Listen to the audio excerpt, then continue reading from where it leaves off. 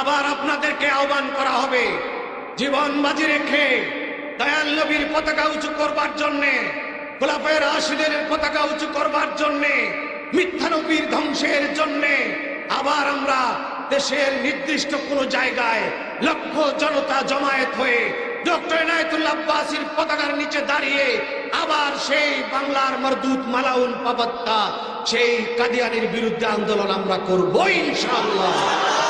আজ হোক আর কাল হোক বাংলার জমিনে কাদিয়ানিরা মুসলমানের পরিচয়ে থাকতে পারবে না।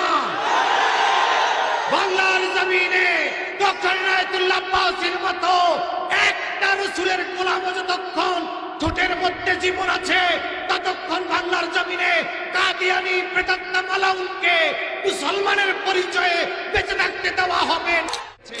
কোরআন শরীফ পড়বার মতো আলেম আমাদের ভিতরে পাওয়া যায় না, কিন্তু আমরা জৌনপুরের খানদানের তেলাওয়াত তো শুনলাম। কয় দরবারে, কোন দরবারের বিশুদ্ধ তেলাওয়াতের পীর আছে বাইর করেন। আমরা পীরের দরবারে ঘোরা মানুষ, ঘুরতে ঘুরতে জীবনের 3 ভাগের 1 ভাগ শেষ করছি। বিশুদ্ধ কোরআন শরীফ তেলাওয়াত তো দূরের কথা, পীর সাহেবের নিজেরই তেলাওয়াত নাই।